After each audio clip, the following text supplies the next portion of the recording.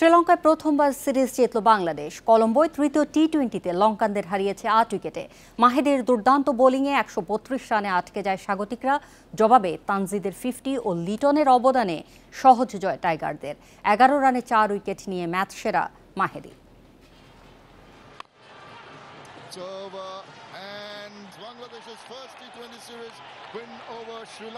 ওয়ানডেতে সুযোগ হাতছাড়া হলেও টি-20তে স্বপ্ন পূরণ।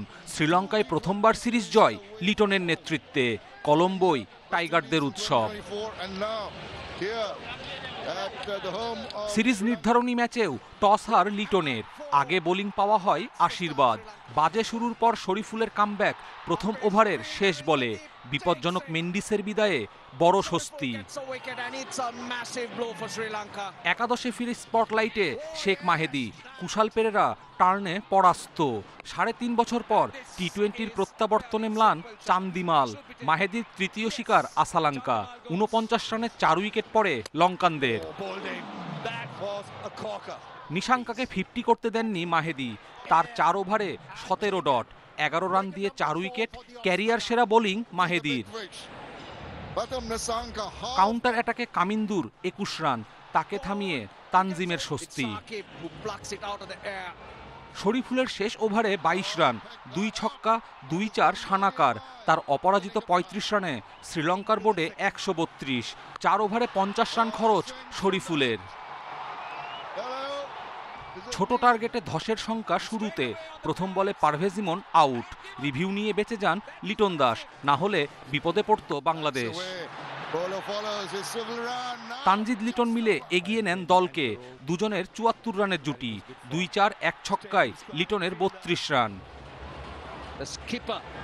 36 বলে 50 তানজিদের। ইনিংস টেনে নেন, সাথে দলকে পৌঁছে দেন জয়ের বন্দরে। 47 বলে 73 রান তানজিদের, ক্যারিয়ার সেরা। হৃদয় অপরাজিত থাকেন 27 রানে। আর বাংলাদেশ ম্যাচ জিতেছে 21 বল আগে। টেস্ট ওয়ানডে সিরিজে লঙ্কানদের উদযাপন দেখতে হয়েছিল। সফরের শেষটা হলো রঙিন। টি-20 ট্রফি নিয়ে ফিরছে টাইগাররা। কপিল পাল, ইন্ডিপেন্ডেন্ট নিউজ। একাদশে ফিরেই ক্যারিয়ার সেরা বোলিং। ম্যাচ সেরা শেখ মাহেদি বলেছেন, উইকেটে টার্ন ছিল, সঠিক জায়গায় বল করেই সফল তিনি। আর সিরিজ সেরা লিটন দাস গর্বিত দল নিয়ে। শ্রীলঙ্কায় প্রথমবার সিরিজ জয় টাইগার ক্রিকেটে বড় অর্জন বলছেন অধিনায়ক। প্রেমাদাসায় শেষ কিছু ওডিআইতে দেখেছি, এখানে বল স্পিন করে, ভালো জায়গায় বল করার চেষ্টা করেছি। নতুন বলও টার্ন করেছে, আমি শুধু ভালো জায়গায় ফেলেছি। এই মুহূর্তে বলার ভাষা নেই। দল যেভাবে খেলেছে দারুণ। প্রথম টি-20 ভালো করেনি, ব্যাক টু ব্যাক ম্যাচ জেতা স্পেশাল। এটা বাংলাদেশ ক্রিকেটে বড় অর্জন।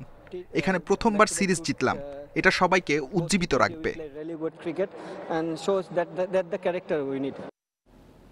আইসিসির সাপ্তাহিক টি-20 র্যাঙ্কিংয়ে 12 ধাপ উন্নতি রিশাদ হোসেনের। শ্রীলঙ্কার বিপক্ষে সিরিজে ভালো পারফরমেন্সের পুরস্কার পেলেন টাইগার লেগ স্পিনার।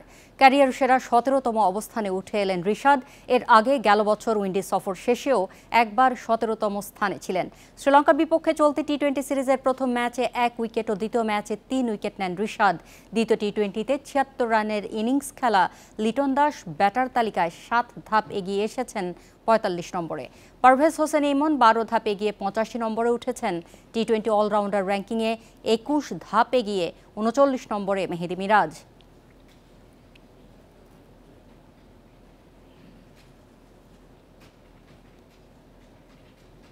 বাংলাদেশের বিপক্ষে 3 ম্যাচের টি-20 সিরিজ খেলতে ঢাকায় পাকিস্তান দল।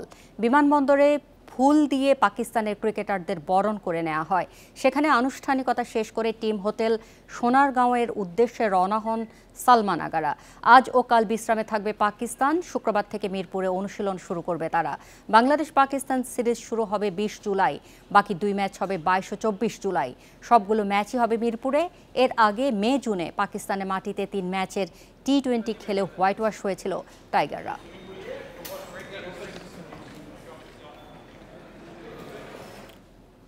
টি-20 বিশ্বকাপের কথা মাথায় রেখে উইকেট ও দল প্রস্তুত করা হচ্ছে। এশিয়া কাপের আগে কম্বিনেশন তৈরি করা সম্ভব হবে বলে মনে করেন ক্রিকেট অপারেশনস প্রধান নাজমুল আবেদিন ফাহিম। বলছেন, পাকিস্তান সিরিজে ভালো উইকেট তৈরি করতে বাধা হয়ে এসেছে আবহাওয়া। দুদিনের মধ্যে চূড়ান্ত দল দেবেন নির্বাচকরা। হঠাৎ করেই আলোচনায় সাকিব। বিসিবি থেকে আনুষ্ঠানিক কোনো বার্তা পাওয়া না গেলেও পরিচালকেরা আভাস দিয়েছিলেন সাকিব চাইলে শুধু দেশের বাইরে খেলানোর চেষ্টা করা হতে পারে। বিসিবি পাকিস্তান সিরিজের আগে যৌক্তিক কারণেই সাকিব ইস্যুতে পরিবেশ ঘোলাটে করতে চায় না। আমরা অনেক দূরে চলে গেছি। শ্রীলঙ্কাতে খুব একটা ভালো সময় কাটেনি বাংলাদেশের, এমনও না যে একেবারে বাজে সময় কেটেছে। ইতিবাচক বিষয়গুলোই নিচ্ছে বিসিবি। বিশেষ করে টি-20তে গত ম্যাচটা জেতার পরে এই মুহূর্তে বোধহয় দলের মধ্যে যথেষ্ট আস্থা আছে ভালো খেলার।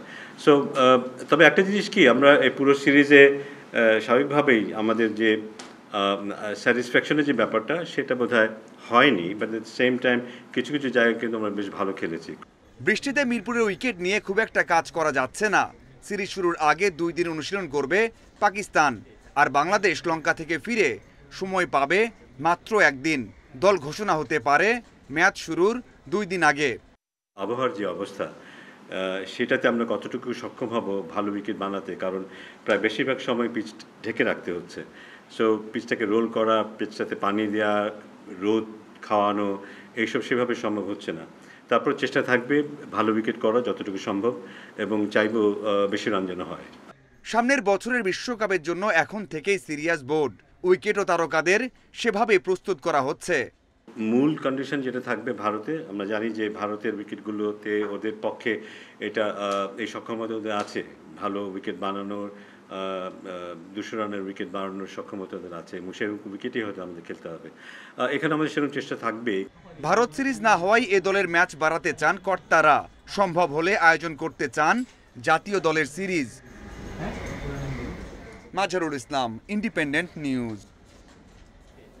অনূর্ধ্ব 20 নারী সাফ চ্যাম্পিয়নশিপের দ্বিতীয় লেগের প্রথম ম্যাচে কাল ভুটানের বিপক্ষে নামবে বাংলাদেশ। কিংস অ্যারেনার প্র্যাকটিস গ্রাউন্ডে ম্যাচ শুরু সন্ধ্যা 7টায়। অনুশীলন মাঠে গ্যালারি না থাকায় দর্শকদের খেলা দেখার সুযোগ থাকছে না।